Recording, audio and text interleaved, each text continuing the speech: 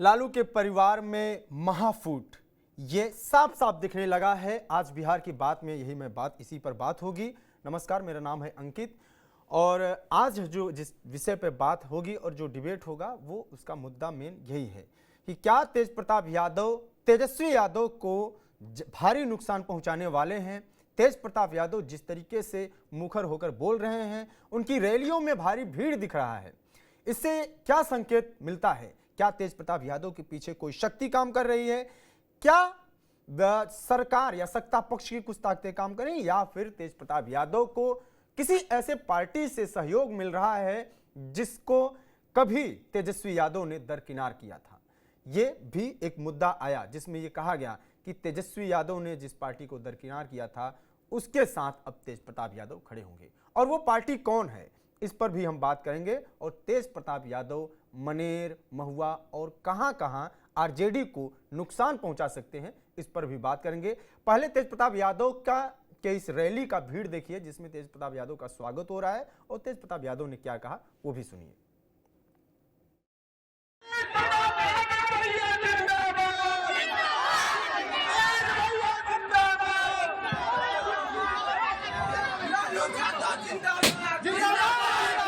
का जो कार्यालय है उसका उद्घाटन किया गया है टीम तेज प्रताप का, और उसी के माध्यम से यहाँ कार्यक्रम लगा है। और पूरा मनेर में कार्यक्रम जहाँ जहाँ पूरे बिहार में हमारा डिमांड आ रहा है वहाँ हम प्रोग्राम देने का काम कर रहे हैं। तो तेज प्रताप यादव मनेर में थे।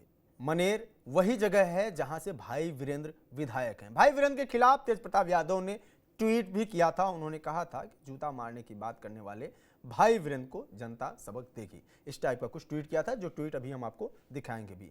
इसके साथ ही तेज प्रताप यादव ने कुछ ट्वीट्स किए जिसमें साफ साफ राहुल गांधी और तेजस्वी यादव पर उन्होंने हमला किया। उन्होंने कहा कि उनकी इस यात्रा से कुछ होने वाला नहीं है, बिहार का मुद्दा जो है वो विकास है, शिक्षा है। इसके अलावा तेज प्रताप यादव का एक ट्वीट और आया जिसमें उन्होंने एआईएमआईएम के साथ गठबंधन की बात कही। एआईएमआईएम, असदुद्दीन ओवैसी की पार्टी, कहीं ऐसा तो नहीं है कि इसके साथ वो सच में गठबंधन करेंगे, जिसकी सहमति एआईएमआईएम ने भी दिखाई है। तो इन सब पे बात करने के लिए हमारे साथ कुछ मेहमान हैं जिनसे हम बात करेंगे कि तेज प्रताप यादव कितना नुकसान पहुंचा सकते हैं तेजस्वी यादव को। बात करने के लिए जो गेस्ट जुड़े हैं उनका हम परिचय करा देते हैं। तो आज के हमारे मेहमान जो हैं वो हैं रामबंधु वत्स जी, पॉलिटिकल एनालिस्ट हैं, राजनीतिक विश्लेषक, और सरोज जी हैं, वरिष्ठ पत्रकार हैं, और उसके साथ ही वरिष्ठ पत्रकार पंकज भारती जी भी जुड़े हैं। सर, आप सभी का बहुत स्वागत है। रामबंधु जी के पास चलेंगे और उन्हीं से शुरुआत करेंगे, फिर बारी बारी सबके पास चलेंगे। क्या है तेज प्रताप की रणनीति? क्या आपको दिख रहा है अभी फिलहाल जो जमीन पर है? एकदम से मुखर तेज प्रताप दिख रहे हैं। तेज प्रताप यादव जो अभी तक ये कहते थे कि अर्जुन और कृष्ण की बात करते थे, अपने भाई की तारीफ करते थे, परिवार से निकाले जाने के बाद भी अपने भाई की बात करते थे, अब वो तेज प्रताप यादव बाकायदा ट्वीट कर रहे हैं, फेसबुक पर लिख रहे हैं, अपने बयान जारी कर रहे हैं, और वो सीधे सीधे कह रहे हैं कि अब हम मैदान में उनके सामने हैं। क्या माना जाए कि लालू परिवार में महाभारत शुरू हो गया है? रामबंधु जी। इस समय जिस तरीके से तेज प्रताप यादव बौखलाए हुए हैं, उनकी जो रणनीति है, जिस तरीके से वो प्रचार में घूम रहे हैं, तो वो लग रहा है कि वो बौखलाए हुए हैं, या अपने परिवार के प्रति उनका भरास उनकी रैलियों में, उनके भाषणों में दिखाई देता है। वो बार-बार जयचंद शब्द का उल्लेख करते हैं। कभी अनुष्का यादव के साथ उनका नाम था, उनके भाई आकाश यादव को जयचंद बनाते हैं। कभी अभी वो जो मनेर गए थे तो भाई वीरेंद्र का नाम नहीं लिए, लेकिन वो बोले कि हमको बेलवा को नाथना है और ये जयचंद हमको पार्टी से बाहर निकाला है। तो ऐसे लोग जो कि राजद में हैं और इनके खिलाफ थे और तेजस्वी यादव के साथ थे, उन सभी को वो जयचंद बताते हैं। और खासकर उनके अनुसार अब पता नहीं वो आकाश यादव को भी जयचंद बता रहे हैं, तो उनके जयचंद की परिभाषा बदलती है, लेकिन एक खासकर वो ऐसे लोगों को ही लक्ष्य करके बोल रहे हैं और अपना भ्रास निकाल रहे हैं। देखिए, वो 3 जगहों पे तो अपने उम्मीदवार की घोषणा भी कर दी है। मनेर में भी उन्होंने अपने उम्मीदवार की घोषणा की है, घोसी में कर दी है और शाहपुर में भी कर दिया है। तो वो चुनाव प्रचार कर रहे हैं, उनका बौखलाहट भी दिख रहा है। लेकिन मुझे ऐसा लगता है कि अभी आपने एक बात की कि क्या ओबीसी की पार्टी के साथ इनका गठबंधन होगा। मुझे जो अभी तक जानकारी मिली है कि कुछ ही दिनों में ओवैसी की पार्टी का चंद्रशेखर आजाद की पार्टी के साथ एक गठबंधन की घोषणा होगी और उसमें तेज प्रताप के साथ कोई उस तरीके से सकारात्मक बातचीत नहीं चल रही है। मतलब कि जो ओवैसी मैंने एक है पोस्ट पिछले देखा चुनाव में भी रामबंधु जी, जिस जो एआईएमआईएम ने जी शेयर किया है, तेज प्रताप यादव एक मीडिया मतलब पत्रकार उसको वो बयान दे रहे थे, उसमें वो बोल रहे थे कि वो गठबंधन कर सकते हैं एआईएमआईएम से, मुझे कोई दिक्कत नहीं, ओवैसी से कोई दिक्कत नहीं है। उसको शेयर एआईएमआईएम ने किया है बाकायदा पोस्ट फेसबुक पे। और उसके जी साथ ही हमारे साथ दो डिबेट में बैठे थे आदिल, और उन्होंने भी बाकायदा कहा कि हमारी बात चल रही है, अगर सब कुछ ठीक रहा तो गठबंधन हो जी सकता है। हाँ, वो प्रयास कर रहे हैं, तेज प्रताप यादव प्रयास कर रहे हैं।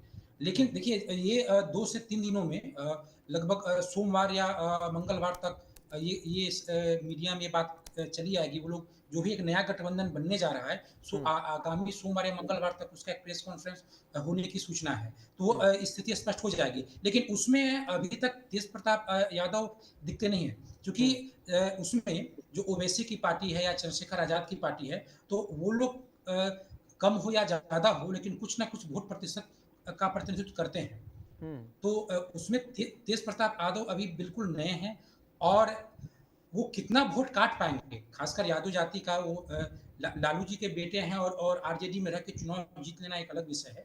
लेकिन आरजेडी से अलग हो करके, जबकि स्वयं लालू यादव राजनीति में सक्रिय हैं, वैसे में यादव की वोट में सेंधमारी कर लेना मुझे लगता है कि एक बहुत बड़ा टास्क है और इसमें तेज प्रताप यादव सफल होंगे, मुझे इसमें संशय है। लेकिन वो घूम रहे हैं और उनका ठीक। प्रभाव पड़ेगा। इसका मतलब ये नहीं कि उनका कोई प्रभाव नहीं पड़ेगा। वो उस परिवार के राजदार हैं और बौखलाए हुए हैं।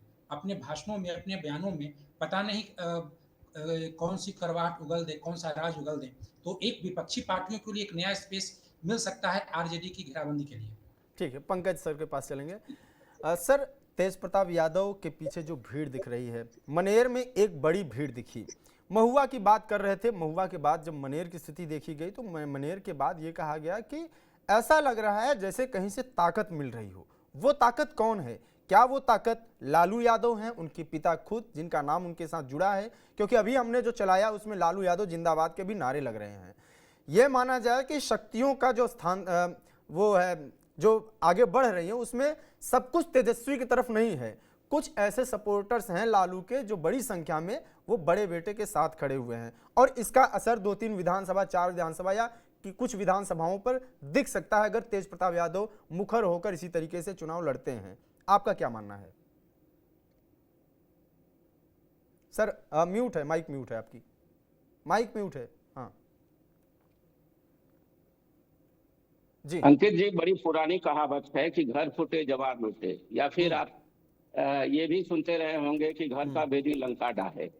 इसमें कोई शक नहीं है कि अब अगर आप भीड़ की बात कर रहे हैं तो मुझे नहीं लगता है कि जो भीड़ कोई लोकप्रियता का पैमाना हो सकता है। आज के समय में ये कहना थोड़ा सा कठिन है। भीड़ तो जुटाई जाती है अंकित जी, वो कोई लोकप्रियता का पैमाना नहीं होता। निश्चित तौर पर वो लालू प्रसाद के वारिस हैं, तो कहीं न कहीं मतलब उन्हें जन समर्थन तो थोड़ा बहुत रहा ही होगा।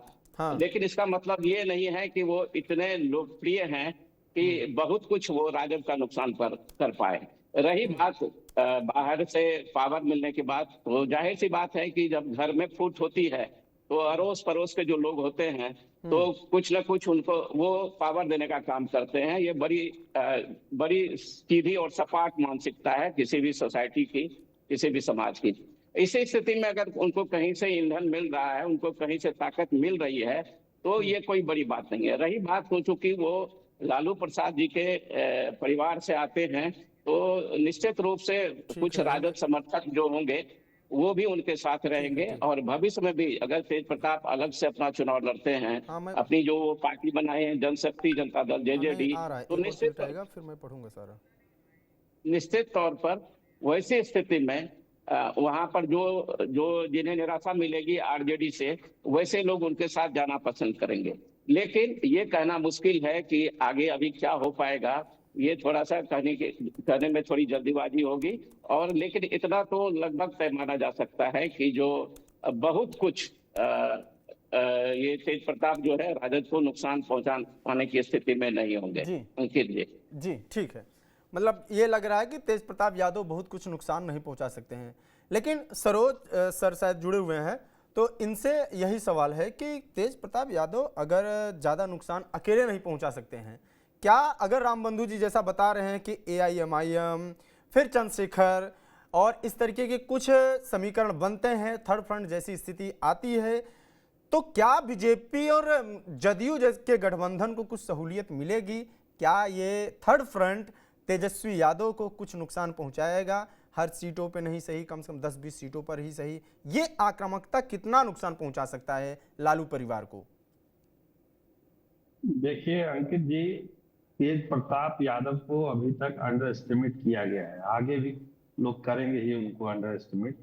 लेकिन तेज प्रताप की ताकत क्या है? उनकी ताकत है लालू जी के बेटे हैं, राबड़ी देवी के बेटे हैं और तेजस्वी यादव के भाई।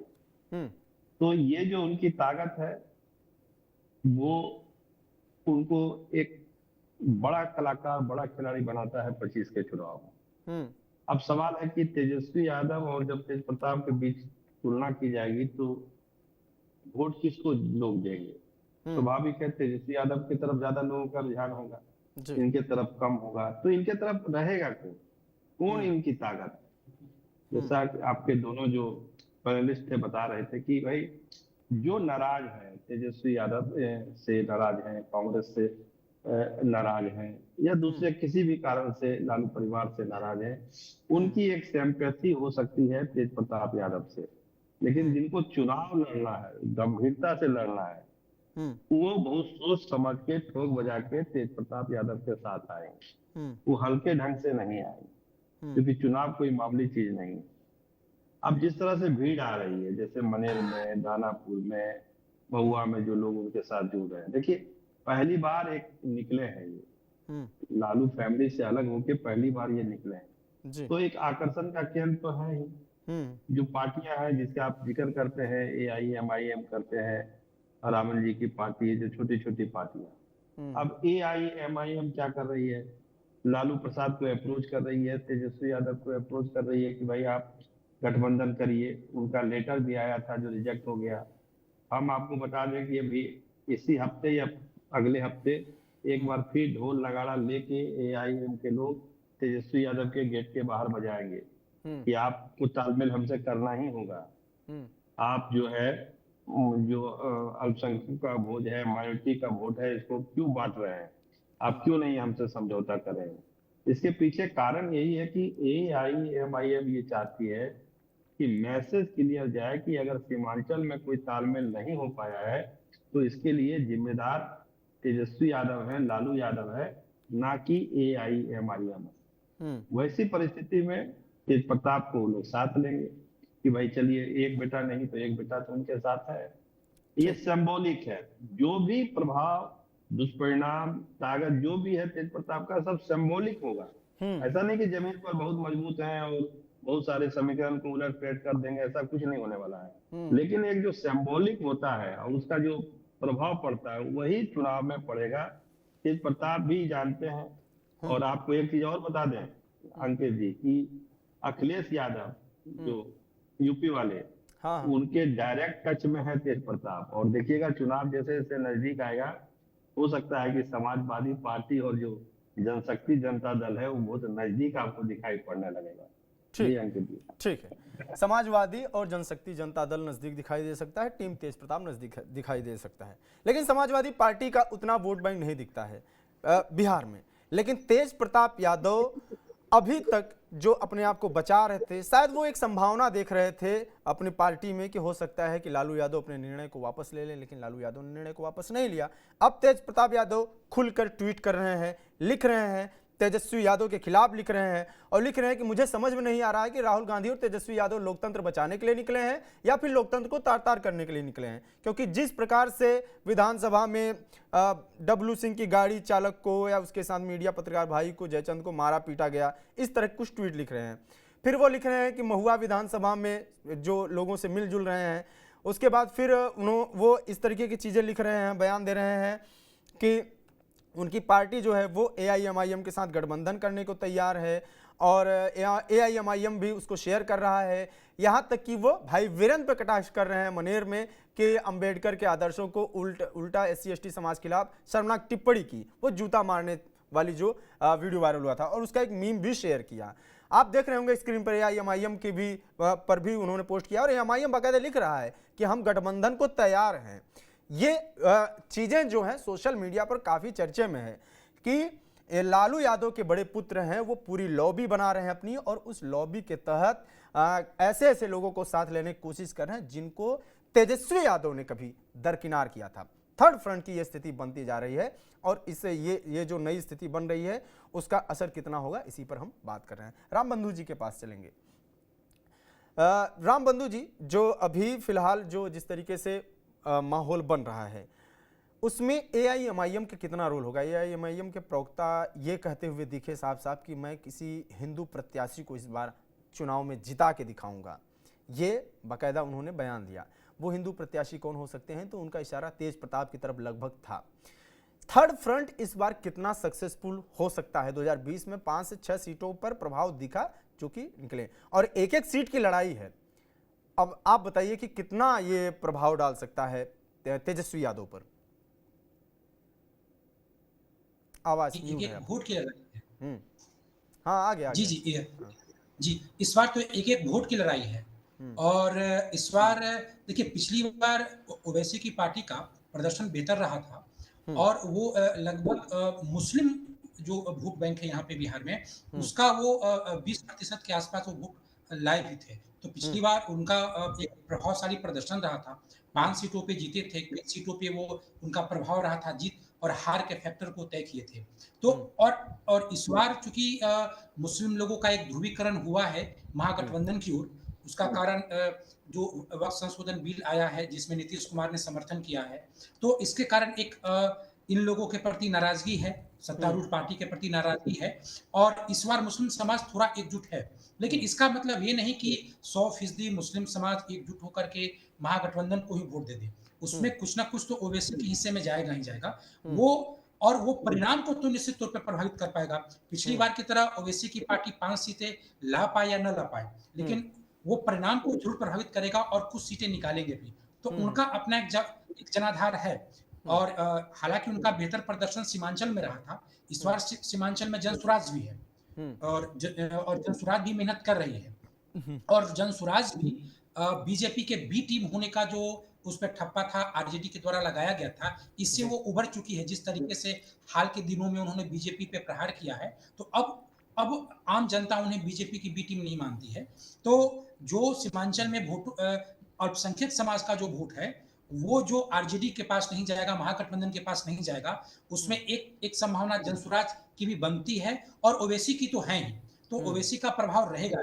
और जैसे ही ओवैसी को पिछली बार के चुनाव के बाद उनको एक मुस्लिम पार्टी या मुस्लिम लीडर के रूप में बिहार में बार बार प्रोजेक्ट किया जा रहा था, तो कई बार उनके प्रवक्ता बोले हैं कि हमने तो हिंदुओं को भी दिया था, खासकर वो दलित लोगों को टिकट दिए थे। तो वो दलित और मुस्लिम समीकरण को लेकर के तो इस बार वो प्रयास करेंगे। इसी कड़ी में अगर तेज प्रताप आते हैं, तो वो तेज प्रताप के साथ उनका एक गठबंधन अगर होता है, तो उसका परिणाम भी देखने वाला होगा। लेकिन महत्वपूर्ण बात यह है कि तेज प्रताप के कारण जो नया जो थर्ड फ्रंट बनने जा रहा है, अगर उसमें ये शामिल होते हैं, तो इनके कारण उस थर्ड फ्रंट को कितना फायदा होगा। क्योंकि देखिए, वो ठीक है, वो एक विधायक रहे हैं, और वो एक मंत्री भी रहे हैं, लेकिन लालू यादव अभी राजनीति में सक्रिय हैं। लालू यादव जी के सक्रिय रहते हुए यादव, और वो भी और किसी अन्य जाति के वोट में नहीं, सिर्फ यादव वोट में ही सेंधमारी कर लेना, ये निश्चित रूप से कठिन टास्क है। देखिए, आप देख लेंगे कि लोकसभा चुनाव में 2 बार स्वयं मीसा भारती चुनाव हार गई हैं। तो ऐसा नहीं है, और रोहिणी आचार्य भी इस बार पिछली बार चुनाव हार गई है। तो ऐसा नहीं है कि लालू यादव के पुत्र या पुत्री होने का मतलब है कि जनता जो है आपको अपने आंखों पे बिठा लेगी। बहुत कठिन होता है चुनाव, और लालू यादव के सभी पुत्रों में बहुत ही गंभीरता से तेजस्वी यादव आगे बढ़े हैं। तो तेज प्रताप यादव का कितना प्रदर्शन होगा, इसमें भी संशय है। और एक बात और है कि बाहरी ताकत, अगर इस चीज को डिकोड करने की जरूरत है कि क्या वो उनको अपने घर से या पार्टी से इसलिए निकाल दिया गया क्योंकि वो बड़कोलेपन के शिकार हैं या घर में आंतरिक तनाव करते थे या कहीं न कहीं किसी दूसरी पार्टी, किसी अन्य पार्टियों के साथ उनके संपर्क की बात भी परिवार के अंदर आई होगी। अगर ऐसा है, तो ये देखना होगा कि दूसरी जो पार्टी के संपर्क में है, क्या जी। उससे उनको रियल में ताकत अब मिल रही है या परिवार से अलग हो जाने के बाद वो भी अपने हाथ पीछे कर लिए? ठीक है, ठीक है। जी। फैज़ान अहमद जी जुड़ गए हैं और फैज़ान अहमद जी का मतलब स्वागत है। सर, सवाल हमारा जो हम लगातार जिस पर बात कर रहे हैं वो यही है कि तेज प्रताप यादव के पीछे कौन सी ताकतें काम कर रही हैं, और तेज प्रताप यादव जब इस तरीके से मनेर में जाते हैं, इतनी भीड़ दिखती है अकेले, तो और उस रैली में बाकायदा लालू यादव जिंदाबाद के नारे भी लगते हैं। क्या ये कह सकते हैं कि लालू प्रसाद यादव का आशीर्वाद है अप्रत्यक्ष रूप से तेज प्रताप यादव के ऊपर, या ये कह सकते हैं कि तेजस्वी के साथ कम काम करने वाली कुछ पार्टियां जो कभी टच में रही हैं, वो जो अलग हैं, जो नाराज हैं, वो सारी शक्तियां तेज प्रताप यादव में अपना भविष्य देख रही हैं और उनका सपोर्ट मिल रहा है, और इन सब से आरजेडी को आने वाले चुनाव में भारी नुकसान होगा। आपकी क्या राय है इस पे? जी, मैं उस सवाल पर आता हूं जो मुझे दिया गया था कि क्या अ, तेज प्रताप यादव ने लालू परिवार में महाफूट पैदा कर दी या इस तरह का डिवीजन। तो देखिए, ये कोई आज नहीं हुआ है। हम्म। अगर परिवार में फूट हुई है, परिवार में डिवीजन हुआ है हम्म। आपस में, तो ये कोई नई बात नहीं है। हम्म। ये तो उसी दिन हो गया था जिस दिन लालू यादव ने तेजस्वी यादव को उप मुख्यमंत्री बनवाया हम्म। और तेज प्रताप को एक मंत्री बनाया। हम्म। यानी लालू यादव ने एक तरह से कहिए कि अपनी विरासत अपने छोटे बेटे को जिस दिन से सौंपी, वो घर में परिवार में फूट तो उसी दिन से पड़ गई थी। अब उसमें और ज्यादा फूट हो गई है, क्योंकि अब तो ये हो गया है कि तेज प्रताप को तो घर से ही निकाल दिया, पार्टी से तो निकाला, घर से भी निकाल दिया गया। आमतौर पर ऐसा नहीं होता है कि अगर कोई बेटा माँ बाप के खिलाफ चला जाए तो उसको घर से जी। निकाल दिया जाता है। चलो ठीक है, लेकिन लालू जी ने ये किया। अब देखिए, लालू जी जो भी काम करते हैं, चाहे वो परिवार से रिलेटेड हो या पार्टी से रिलेटेड हो, परिवार से वो संबंध हो या पार्टी से संबंधित हो, उन उसके पीछे उनकी अपनी राजनीति होती है। वो बिना राजनीतिक जोड़ घटाव और फायदा नुकसान के कोई काम नहीं करते हैं। अगर उन्हें ऐसा लगा होगा कि तेज प्रताप को अभी जिस तरह से एक मामला, घरेलू मामला सामने आया, अगर इसके बाद इनको हम घर से निकाल देते हैं तो इससे हमको फायदा होता है, शायद ये सोचा हो उन्होंने, इसीलिए उनको घर से भी निकाला गया। अब देखिए, अब चुनाव आने वाला है, तो चुनाव आने वाला तो हर कोई सक्रिय हो गया है, चाहे पार्टी में रहे या किसी पार्टी में हो या किसी पार्टी में न भी हो, तब भी वो सक्रिय हो रहा है। और यही कमोबेश स्थिति तेज प्रताप के साथ भी है। अब क्योंकि आरजेडी से तो उनको निकाला जा चुका है, वो विधानसभा का चुनाव आरजेडी के टिकट पर नहीं लड़ सकते हैं, तो अब ऐसी हालत में उनको कोई ना कोई रास्ता चुनना होगा। तो वो किस रास्ते पे जाए? कोई नई पार्टी बनाए, किसी दूसरी पार्टी में सम्मिलित हो जाए, उससे लड़ें, कोई थर्ड फ्रंट, फोर्थ फ्रंट बनाए, उससे जाकर के वो लड़े। तो वो अभी इसी जिसको कहें कि अभी सोच में है, अभी पूरी तरह से वो इसके लिए शायद तैयार नहीं हुए हैं, लेकिन इस सोच में बहरहाल है वो कि हमें कुछ ना कोई तो रास्ता निकालना, क्योंकि देखिए, है तो राजनीति में, कोई और काम धंधा तो है नहीं उनके पास, है तो राजनीति में, और राजनीति में रहेंगे, उम्र भी है उनकी, तो राजनीति में भी लंबा खेल उनको खेलना है। तो अब वो लंबा खेल खेलने के लिए कहाँ उनको जाना चाहिए? तो हो सकता है उनकी नजर में ऐसा हो कि जब तक वो अपने छोटे भाई को कमजोर नहीं कर देंगे, तब तक शायद उनकी राजनीति आगे नहीं बढ़ पाएगी। तो ये एक सोच हो सकती है कि इसीलिए शायद उन्होंने कोई थर्ड फ्रंट की बात कही हो या इस तरह का सोचा हो, या कुछ छोटी पार्टियों के साथ उनकी बातचीत हुई हो या हो रही हो, या आगे उसमें कुछ आगे बढ़ के करने की जरूरत पड़ेगी, मुझे लगता है। लेकिन एक चीज तो तय है कि जितनी भी जिसको हम कहें कि राजनीतिक शक्ति या राजनीतिक सोच और समझ, अंडरस्टैंडिंग, तेजस्वी में है उतनी तो तेज प्रताप में बिल्कुल ही नहीं है। इसलिए वो अगर कोई थर्ड फ्रंट बना ले या कोई पार्टी बना ले, मुझे उसमें वो उनका कोई फैक्टर, बहुत मजबूत फैक्टर नजर नहीं आता। ठीक ठीक, फैक्टर मजबूत नजर नहीं आता है, लेकिन अब सवाल यही उठता है कि तेज प्रताप यादव के पीछे कौन सी शक्तियां काम कर रही हैं। तेज प्रताप यादव ने जब यह ट्वीट किया और जब उन्होंने यह बयान दिया कि राहुल गांधी की यात्रा, तेजस्वी की यात्रा गलत है, उसमें ये हो रहा है वो हो रहा है, और यहाँ तक कि SIR के मुद्दे पर तेज प्रताप यादव ने कह दिया कि असल मुद्दा नहीं है और जो असल मुद्दा है वो बिहार में शिक्षा है, पलायन है। इन सब के बीच में कुछ ऐसी बातें उठी, कुछ लोगों ने ऐसी बात कही कि तेज प्रताप यादव को बीजेपी की तरफ से अंदर खाने से कुछ सपोर्ट मिल रहा है, बीजेपी की बी टीम की तरह काम कर रहे हैं। पंकज भारती जी के पास चलेंगे। सर, क्या ये जो बयान चल रहा है, इन सब बयानों के पीछे क्या तर्क दिखता है आपको? कितना दिखता है कि क्या ऐसी शक्तियां कुछ काम कर सकती हैं, और अगर कर रही हैं तो ये चीजें कहां तक काम कर पाएंगी? देखिए अंकित जी, अभी हमने आपको बोला था कुछ देर पहले कि जब आप के घर में कलह होगा, जब आपकी आंतरिक स्थिति कमजोर होगी, तो बाह्य शक्तियां जो है वो निश्चित रूप से अब इंटरफेरेंस करेगी, उसमें अपना प्रभाव डालने की कोशिश करेंगी। ये कोई नई बात नहीं है, लेकिन उससे पहले समझने की जरूरत है। देखिए कि तेज प्रताप के बारे में बात करने से पहले सबसे पहले आपको तेज प्रताप के व्यक्तित्व को समझने की जरूरत है। तेज प्रताप अभी से असंतुष्ट नहीं है, ये वर्ष 2019 से ही असंतुष्ट है। इन्हीं की वजह से 2019 के लोकसभा चुनाव में जहानाबाद सीट जो है महज 1751 वोटों से सुरेंद्र यादव को लूज करना पड़ा था। वो हारे थे मात्र 1751 वोट से, और इनके जो कैंडिडेट थे चंद्र प्रकाश, उनको 7,500 वोट से अधिक आए थे। तो इस स्थिति में शुरू से ही ये खुराफात करते रहे हैं। इनका जो व्यक्तित्व है वो ये है कि इनके साथ समस्या क्या है कि ये समझते हैं कि वो लालू प्रसाद के जैविक उत्तराधिकारी हैं, लेकिन उसके अनुरूप इनको सम्मान नहीं मिला है। जबकि तेज प्रताप को समझना होगा कि लोकतंत्र और राजतंत्र में फर्क होता है। लोकतंत्र में विरासत के लिए खुद को साबित करना पड़ता है, जैसे कि तेजस्वी ने उस विरासत को पाने के लिए खुद को साबित किया है। तो इस स्थिति में अगर ये अंदर से बेचैन है तो ये इनकी समस्या है। और सबसे बड़ी बात है कि इनके व्यक्तित्व में इतना भटकाव है,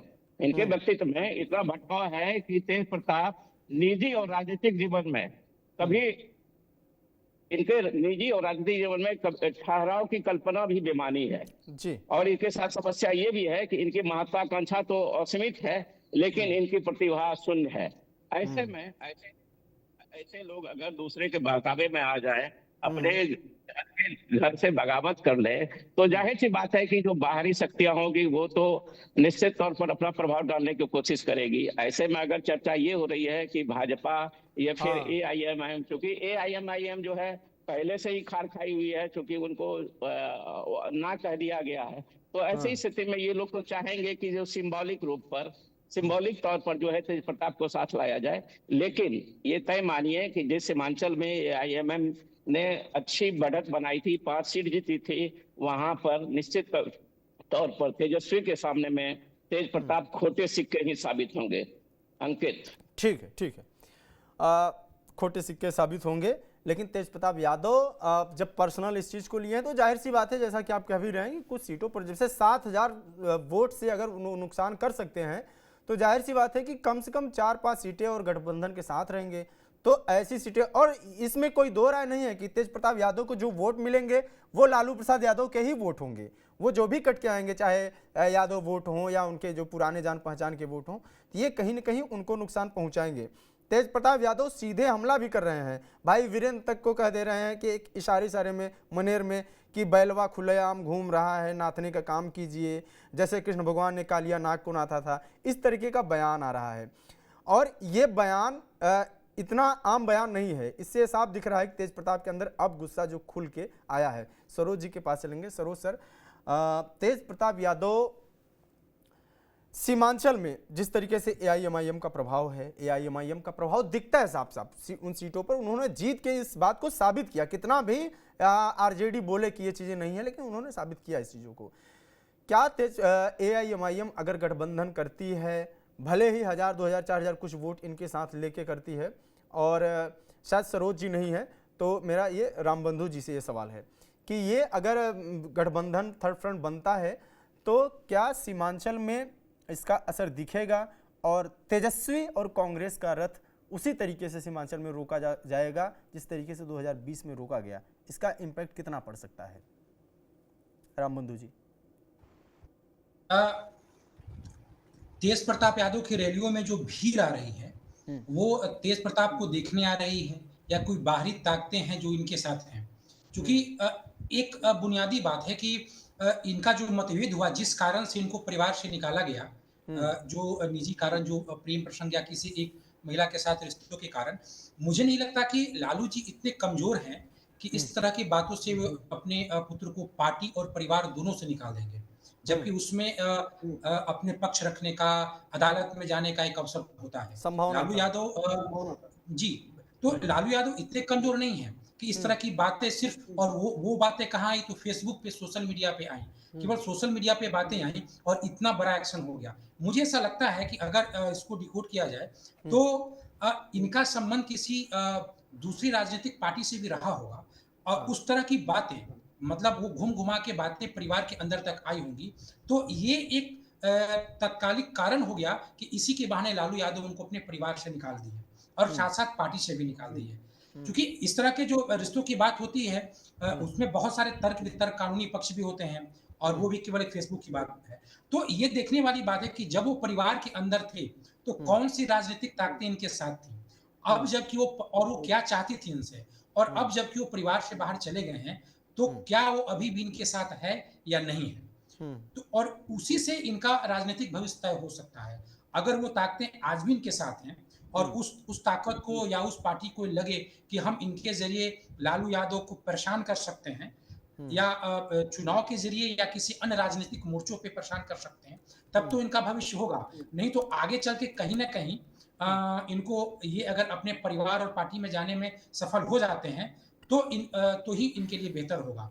देखिए, ये राजनीति में या वोटों पे इनका प्रभाव होगा, इसमें मुझे अभी भी संशय है। लेकिन ये परिवार के सदस्य हैं, ये राजदार हैं, तो इनसे दूसरी पार्टियां राजनीतिक फायदा ले सकती है, या ये राजनीतिक तौर पे अपने परिवार, अपनी पार्टी को परेशान कर सकते हैं। बहुत सारे राज इनके साथ हैं। देखिएगा कि जब कभी भी तेजस्वी यादव की शादी की बात होती है या कोई भी बात होती है, जब उनके जो मामा हैं वो लालू यादव पे या अपने भगनों पे आक्रमण करते थे, तो सबसे अधिक कटु वचनों के साथ बचाव में यही आते थे। कभी साधु यादव ने कुछ बोल दिया तो तेज प्रताप यादव ही थे जो बेहद आक्रामक तरीके से उनकी बातों का जवाब देते थे। तो इनके पास कई बातें होंगी, कई राज होंगी, और उन सबों का राजनीति में उपयोग होता है। तो मुझे लगता है कि ये लालू परिवार के लिए सिरदर्द हो सकते हैं, ये सिरदर्द हो सकते हैं, और ऐसी कोई आशंका होगी लालू यादव को। लेकिन वोटों में प्रभाव होगा, मुझे ऐसा नहीं लगता। वोटों पर प्रभाव होगा, इसका असर नहीं होगा। एक माहौल जो आप बता रहे हैं कि एक माहौल बन सकता है उनके खिलाफ, आरजेडी के खिलाफ, या ये चीज़ें हैं कि नाम खराब करने वाली चीज़ें हैं कि तमाम बयानबाजी होंगी और इनका असर कितना दिखेगा। लेकिन फैज़ान अहमद सर, ये बात जो हमारे दर्शक भी हैं वो भी जानना चाहते हैं कि बिहार की ग्राउंड रियलिटी क्या है। ऐसी स्थिति में जब सीमांचल और उस क्षेत्र में जहाँ पे बीजेपी तो कमज़ोर है, लेकिन उन जगहों पर देखा जाए तो दावेदार बहुत हैं और मजबूत दावेदार दिखते हैं। AIMIM प्रवक्ता कई बार हमारे साथ जुड़े हुए हैं, उन्होंने दावे के साथ कहा है कि हम यहाँ पे दिखाएंगे कि हमारी ताकत कितनी है। AIMIM का यह बयान है। इसके साथ ही प्रशांत किशोर के बारे में कहा जा रहा है कि पूर्णिया और उसके आसपास क्षेत्र में पप्पू सिंह खुद उस क्षेत्र से आते हैं, उन क्षेत्रों में काफ़ी ज़्यादा एक्टिव है जनसुराज, उसका भी असर दिखेगा। और उसके साथ ही जो और भी कुछ छोटे मोटे लोग हैं जो चुनाव प्रचार करें, और अब तेज प्रताप एक नया मुद्दा आ गया है। ये सारी चीज़ें मिलके कितना प्रभाव डालेंगी आने वाले चुनाव पर, और आरजेडी और कांग्रेस का भी वोट बैंक ठीक ठाक है, इन सब का कितना नुकसान कर सकती हैं, क्या संभावनाएं बन रही हैं? देखिए, मैं आपके चैनल पर पहले भी उस समय, लगभग उस समय भी जब ओवैसी और लालू यादव की पार्टी में कुछ बातचीत चल रही थी, संभावना बन रही थी, मैंने उस समय भी कहा था कि अलायंस हो जाना चाहिए होने की संभावना ज्यादा है, क्योंकि अगर अलायंस नहीं हुआ तो इसका सीधा नुकसान आरजेडी को होगा। पिछले चुनाव में भी हुआ था और इस बार और ज्यादा होगा। और इस बार एक चीज समझ लीजिए कि ओवैसी साहब इस इलेक्शन में he is fighting with a sense of vengeance, क्योंकि उन्होंने कहा कि भाई हमारे जो भी जीते थे उन 4 को आरजेडी तोड़ के ले गया, तो अब हम मतलब इस नियत से हम चुनाव लड़ेंगे कि हम उनको और ज्यादा नुकसान पहुंचाए। तो देखिए ये तो बिल्कुल तय बात है, क्योंकि सीमांचल में all India Muslim Ittehadul Muslimeen का काफी असर पिछले 5-6 सालों में 7 सालों में काफी बढ़ा है। और उन्होंने ये 5 सीटें जीत कर अपनी ताकत का अंदाजा भी दिखा दिया कि भाई हमारी कितनी ताकत है। अगर इस चीज को आरजेडी ने इस बार भी नहीं समझा तो ये उनकी गलती है। अगर वो उनके साथ समझौता कर लेते हैं, कुछ सीटों पर बातचीत हो जाती, तो इससे न सिर्फ ये कि एमआईएम को भी फायदा होता, आरजेडी को उसको और महागठबंधन को सबसे ज्यादा फायदा होता। लेकिन मैं आज ये कह रहा हूं, मैं फिर ये बात दोहरा रहा हूं कि महागठबंधन को जो सबसे ज्यादा नुकसान होगा वो सीमांचल में होगा। दूसरी जगह के मैं उतना नहीं कह सकता हूं कि वहां एमआईएम उनको कितना नुकसान पहुंचा सकता है, लेकिन सीमांचल में तो बहरहाल पहुंचा देगा। और इसमें तो कोई शक नहीं है इसमें कि 5 सीट से ज्यादा सीट भी एमआईएम जीत सकता है सीमांचल में। तो ये देखिए, ये तो अभी एक अंदाजे की बात है। लेकिन अगर इस एमआईएम अपना जो कैंपेन चला रहा, उस कैंपेन में वो अगर किसी और दलों को, छोटे छोटे दलों को भी अगर वो जोड़ने की कोशिश कर रहा है, अगर वो जोड़ पाता है, चाहे वो पान पार्टी हो या बीएसपी हो या और ऐसी पार्टियां जो किसी भी गठबंधन में नहीं है, जो एनडीए या महागठबंधन में नहीं, हो सकता है कि वो पार्टियां भी इस महागठबंधन में या ये कहें कि थर्ड फ्रंट में शामिल होने की कोशिश करेंगे या हो भी सकती हैं। तो इसका फायदा एमआईएम को ही ज्यादा होगा, क्योंकि एमआईएम का ही देखिए, न तो बीएसपी का बहुत ज्यादा वहां असर है और न ही कोई और छोटी छोटी पार्टियों का। सीमांचल की बात कह रहा हूँ, सीमांचल में जो भी असर और जो भी पहचान और पब्लिक में उसकी एक्सेबिलिटी है वो एमआईएम की है। तो एमआईएम को ज्यादा फायदा होगा। अगर वो छोटी छोटी पार्टियों को और जोड़ लेता है तो हो सकता है उसको और ज्यादा फायदा हो। जी, सीमांचल में 24 विधानसभा सीटें हैं और पिछली बार का रिकॉर्ड देखें जो दिखा रहा है 2020 का रिकॉर्ड है, उसमें जब एआईएमआईएम की ताकत बढ़ी उसने 5 सीटों पर जीत हासिल की। इसके बाद बीजेपी की भी ताकत वहां पे बढ़ती हुई दिखी, लगभग 8 सीटों पर उसने जीत हासिल किया 24 में से। और ये आश्चर्य की बात है कि जहां पे इंडिया अलायंस को, महागठबंधन को सबसे मजबूत होना चाहिए, वहां पे बीजेपी ज्यादा मजबूत दिख रही है। उसके बाद जदयू और फिर आरजेडी और कांग्रेस की सीटें दिख रही हैं, क्योंकि वो 5 सीटों पर डेंट दिखा और बाकी सीटों पर हराने का काम किया। लेकिन इस बार प्रशांत किशोर भी वहां पे दावा ठोक रहे हैं और ये भी वोट काटेंगे। इन वोटों के कटने से कहीं ऐसा तो नहीं है कि बीजेपी का एक तरफा, जदयू का एक तरफा फायदा हो जाएगा और इस मुठभेड़ में कहीं 10, 12, 13 सीट टाइप का, तो फिर ये तो काफी ज्यादा तस्वीर चेंज कर सकता है। पंकज जी के पास चलेंगे। पंकज सर, क्या ये संभावनाएं बनती दिख रही हैं कि तेज प्रताप यादव हों, या उनको फैक्टर अगर जैसा कि आप कह रहे हैं कि वो परिवर्तित नहीं भी करेंगे, एआईएमआईएम जो कह रही मैं गठबंधन करूंगा और बाकी पार्टियां हैं, ये सब मिलकर कितना नुकसान कर सकते हैं? क्या संभावनाएं बन सकती हैं?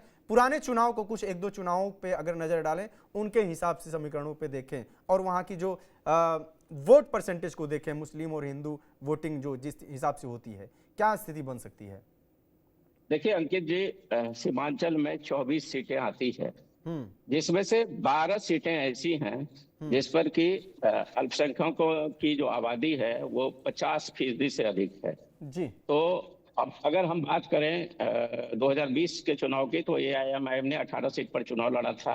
और अगर हम अब 24 सीट को अगर हम कैलकुलेट करें तो महागठबंधन के पास 10 सीटें थी, एनडीए के पास 9 और एआईएमआईएम के पास 5 सीटें थी। जैसा कि फैजान साहब ने भी कहा कि निश्चित तौर पर सीमांचल के इलाके में एआईएमआईएम का अपना प्रभाव है, इस बात से इनकार नहीं किया जा सकता है। और हाल के दिनों में चूंकि जनसुराज के राष्ट्रीय अध्यक्ष उदय सिंह जी सीमांचल के ही रहने वाले हैं, तो थोड़ा बहुत उनका भी प्रभाव, लेकिन अगर हम तुलना करें तो निश्चित तौर पर AIMM की तुलना में जनसुराज का भविष्य में यहाँ कम प्रभाव देखने को मिलेगा।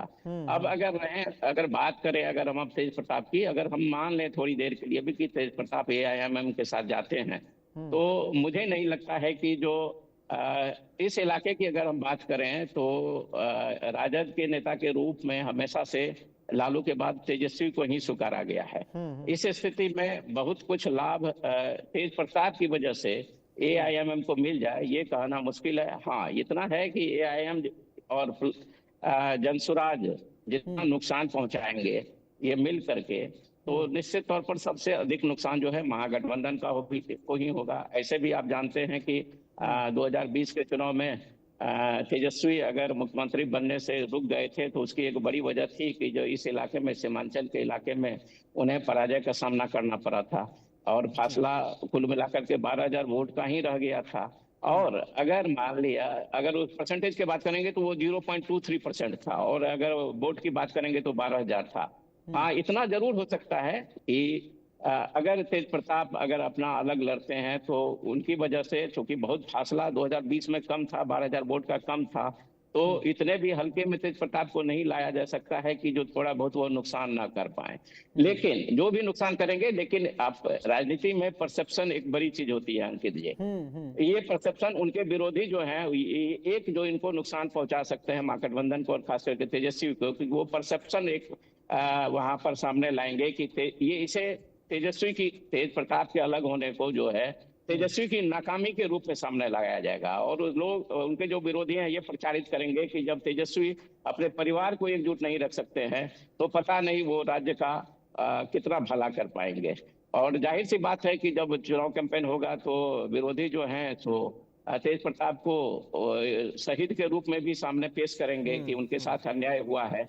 तो कई तरह की बातें हैं और ये जो है सो तेज प्रताप भी अक्सर ये सब बातें ट्वीट के माध्यम से, ट्वीट के भी वो माहिर खिलाड़ी हैं, अक्सर कुछ ना कुछ लिखते रहते हैं। आप याद कीजिए 22 अगस्त 22 का उनका ट्वीट है जिसमें उन्होंने कोट किया था रामधारी सिंह दिनकर जी को, राष्ट्र कवि को, कि दो न्याय अगर तो आधा दो, पर इसमें भी यदि बाधा हो तो दे दो केवल 5 ग्राम, रखो अपनी धरती तमाम। तो तमाम तरह की तो ट्वीट उनका चलता रहता है और सवाल ये है कि ये ट्वीट कितना कारगर होता है उनको वोट दिलाने में, ये तो आने वाला समय ही बताएगा। जी, लेकिन सर इसमें एक चीज और मैं ऐड करना चाहूंगा कि जब सीमांचल की पॉलिटिक्स की बात करें तो काफ़ी इंटरेस्टिंग पॉलिटिक्स यहाँ की हो जाती है।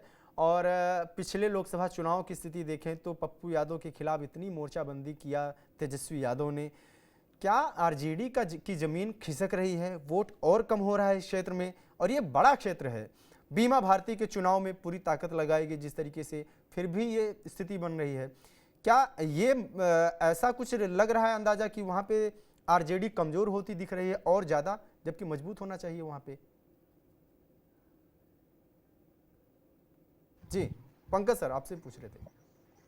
देखिए, अगर हम पूर्णिया लोकसभा क्षेत्र की बात करें तो थोड़ा सा आपको देखना पड़ेगा कि जो पप्पू यादव के जीतने की कई वजह रही है। सिर्फ आप ये नहीं कह सकते हैं कि वहां राजद की जमीन खिसकी इसीलिए वहां पर पप्पू यादव की जीत हुई है। देखिए, पप्पू यादव ये लोगों के बीच एक जो हम परसेप्शन की बात करते हैं तो वो ये फैलाने में सफल रहे, यहाँ लाने में, कि उनके साथ जो है सो तेजस्वी ने या फिर लालू परिवार ने या फिर आरजेडी ने उनके साथ अन्याय किया है।